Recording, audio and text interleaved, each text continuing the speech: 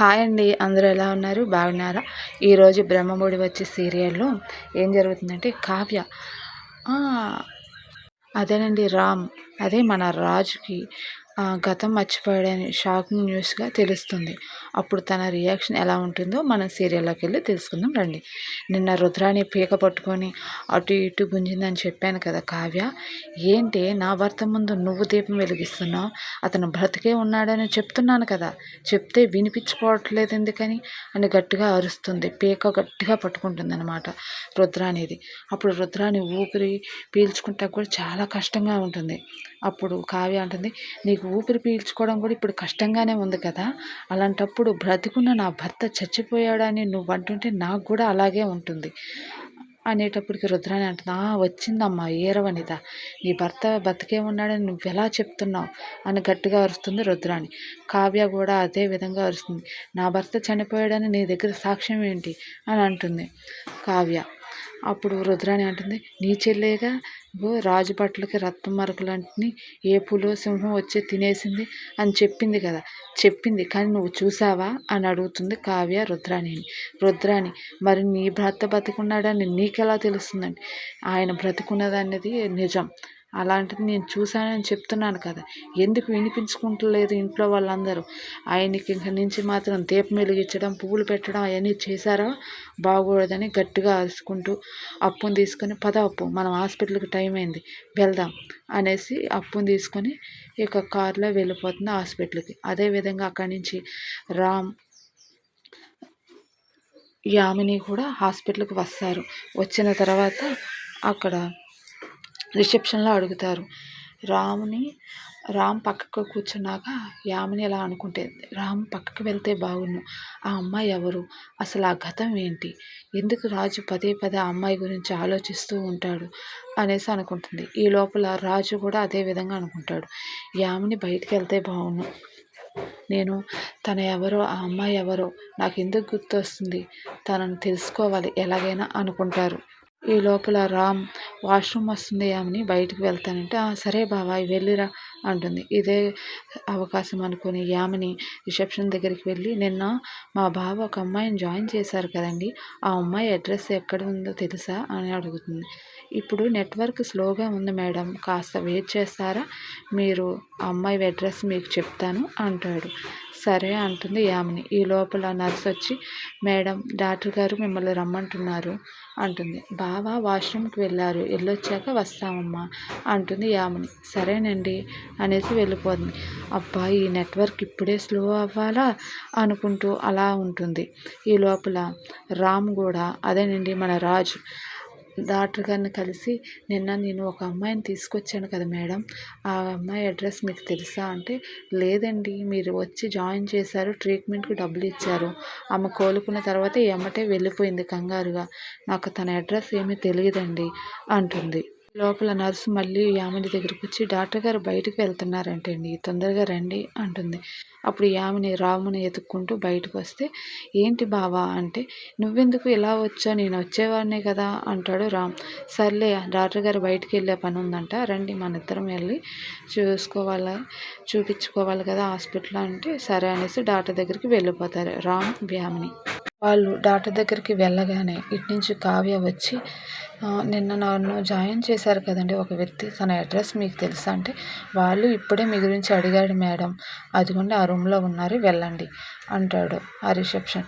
అప్పుడు కావ్య ఆ డాక్టర్ దగ్గరికి యామిని రాజు వెళ్ళారుగా అదే దగ్గరికి కావ్య కూడా వెళ్ళి అద్దం దగ్గర నుంచొని మొత్తం చూస్తూ ఉంటుంది.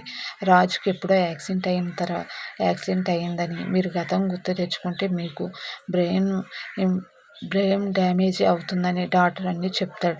అదేంటి మొన్నే కదా మాకు యాక్సిడెంట్ అయ్యింది అని కావ్య అనుకుని, లేదు నా భర్తని వీళ్ళేదో ఏదో చేస్తున్నారు, ఇది ఎంత నేను కనుక్కోవాలి అంటూ అలా ఆలోచిస్తూ వాళ్ళ మాటలన్నీ వింటూ ఉంటుందన్నమాట. అప్పుడు యామిని ఇలా అంటుంది, అవును డాక్టర్ గారు, తను ఏదో గతం గుర్తు తెచ్చుకోవాలని అత్త మాటగా ఆలోచిస్తున్నాడు అంటుంది. అప్పుడు డాక్టర్ గారు, ఏంట్రా నిన్ను బాగా చూసుకునే మరదలు అత్తామామలు ఉండగా నీకెందుకు గతం గురించి, నువ్వు గతం గుర్తు చేసుకోవద్దని ఎన్నిసార్లు చెప్పినా నీకు అర్థం కాదా? నువ్వు ఒక చిన్న పిల్లడు లెక్క, నేను బ్రెయిన్ బాగా ఇబ్బంది పెట్టకూడదు. ఇబ్బంది పెడితే మళ్ళీ నువ్వు కోమాలోకి వెళ్ళే పరిస్థితి వస్తుంది. కాస్త జాగ్రత్తగా ఉండమని ఎన్నిసార్లు చెప్పాలండి. అలా చెప్పండి డాక్టర్, ఎంత చెప్పినా వినిపించుకుంటలేదు బావ అంటుంది యామిని. రామ్ ఇలా అంటాడు, లేదు డాక్టర్ గారు, నాకు గతం తెలుసుకోవాలని ఆతృతగా ఉంది. అసలు నా గతంలో ఏం జరిగిందో అర్థం కావట్లేదు. ఈ వాస్తవంలో నేను ఉండలేకపోతున్నాను. వీళ్ళందరూ నాకు కొత్తగా ఉంది అంటాడు రామ్. అప్పుడు మళ్ళీ కావ్య అలా ఆలోచిస్తుంది. ఏంటి, మా ఆయన గతం అంతా మర్చిపోయాడా? అంటే ఇప్పుడు నేను ఎదురుగా వెళ్ళినా కూడా నన్ను గుర్తుపట్టలేనంత పరిస్థితిలో ఉన్నాడా మా ఆయన? అయ్యో దేవుడా, ఎంత కర్మ వచ్చింది, నా భర్త బ్రతికే ఉన్నాడా అనుకునే లోపల మళ్ళీ ఇంత అగాధమా, ఇంత అన్యాయమా, నా జీవితం ఎందుకు ఇలా మారిపోయింది దేవుడా అని కావ్య ఏడుస్తూ ఉంటుంది. తర్వాత మళ్ళీ యామిని ఎలా ఉంటుంది, బావా నీకు గతమే కదా గుర్తుకు రావాలి, నేను గుర్తు చేస్తాను బావా. ఈరోజు మనం చిన్నప్పుడు ఎక్కడెక్కడైతే వెళ్ళామో ఆ అన్ని ప్లేసులు నీకు తిప్పుతాను. అలాగే మీ అమ్మ నాన్న కూడా చూడాలి అంటున్నావు కదా, అత్తయ్య మామయ్యను కూడా నేను పిలిపిస్తాను. అప్పుడైనా నువ్వు గతం గురించి ఆలోచించకుండా ఉంటావంటే సరే కానీ అంటూ మళ్ళీ రామ్ ఆలోచిస్తాడు. ఏంటంటే ఆ అమ్మాయి ఎవరు? అసలు పదే పదే నాకు తను ఎందుకు గుర్తొస్తుంది? తనతో నేను జీవితాంతం ఉన్నట్టుగా, లేదా తను నాకు దగ్గర అవుతున్నట్టుగా, ఏదో మనసు పదే పదే ఎందుకు అలా ఆలోచిస్తుంది అంటూ రాజు తన గురించే ఆలోచిస్తూ ఉంటాడు. బావ, ఏం ఆలోచిస్తున్నావు అంటుంది యామిని. అప్పుడు కావ్య ఎలా అనుకుంటుంది, బావా బావా అని పదే పదే పిలుస్తుంది, ఎవరు తను అని చూడాలనుకుంటే వాళ్ళు అటుతే డాక్టర్ వైపు తిరిగి ఉంటారు కదా. కావ్యకు అసలు ఏమీ కనిపించదు. అసలు ఎవరు వీళ్ళు? మా వారిని ఎందుకు ఇలా మతలబు చేస్తున్నారు? ఎందుకని మా ఆయన్ని ఇలా ఇబ్బంది పెడుతున్నారు? గతం గుర్తు తెచ్చుకోవద్దు అన్నట్టుగా గట్టిగా ఏమే చెప్తుంది, డాక్టర్ చెప్తున్నారు. అసలు ఏం జరుగుతుంది ఇక్కడ అని మళ్ళీ కావ్య దీనంగా ఆలోచిస్తూ, ఏమండి మీరు ఏంటండి ఇలా అయిపోయారు? గతం గుర్తు లేకపోతే మన జీవితం ఏంటండి? ఎంతో సంతోషంగా ఉందామనుకునే టైంలో మనకి యాక్సిడెంట్ జరిగింది. అసలు ఇప్పుడు నేను ఏం చేయాలి దేవుడా అంటూ బాధపడుతూ ఉంటుంది. తర్వాత డాక్టర్ గారు ఇలా అంటారు, రామ్ నువ్వు ఎక్కువగా టెన్షన్ పడకు, కూల్గా ఉండు. అలాగే నేను ఇచ్చిన ఈ ట్యాబ్లెట్లు వాడుతూ ఉంటే నీ మైండ్ కొద్దిగా రిలాక్స్ అవుతుంది. నువ్వు కాస్త ఆరోగ్యంగా ఉంటే మీ అత్తయ్య మామయ్య మీ మరదలు కూడా నిన్ను బాగా చూసుకుంటున్నారు కదా, జాగ్రత్తగా ఉండు, ఎలాంటి టెన్షన్ పడవద్దు అని చెప్తారు. సరేనండి అనేసి అంటాడు రామ్. యామిని ఎలా అంటుంది, బావా పద మనం వెళ్దాం అంటుంది. ఈ లోపల కావ్య అక్కడి నుంచి పక్కకు తప్పుకుంటుంది. వాళ్ళు వెళ్ళేటప్పుడు ఒక ఫోటో కూడా తీస్తుంది. ఆ ఫోటో ఎందుకంటే ఇంట్లో వాళ్ళకి చూపిద్దామని, ఆయన బ్రతికి లేరు అని అందరూ అంటున్నారు కదా, ఇప్పుడైనా వాళ్ళు నమ్ముతారు అన్నట్టుగా చేస్తుంది అనమాట. తర్వాత ఎపిసోడ్లో ఏమైందో తెలుసుకుందాం. అలాగే మా వీడియో కనుక నచ్చితే మీరు లైక్ చేయండి, మన ఛానల్ని ఫాలో అవ్వండి. ఛానల్ చాలామంది చూస్తున్నారు కానీ ఒక్కరు సబ్స్క్రైబ్ చేయట్లేదు. డబ్బులేం ఖర్చు అవ్వవు కదండి, కాస్త సబ్స్క్రైబ్ చేసుకొని మమ్మల్ని కూడా సపోర్ట్ చేయండి. బాయ్.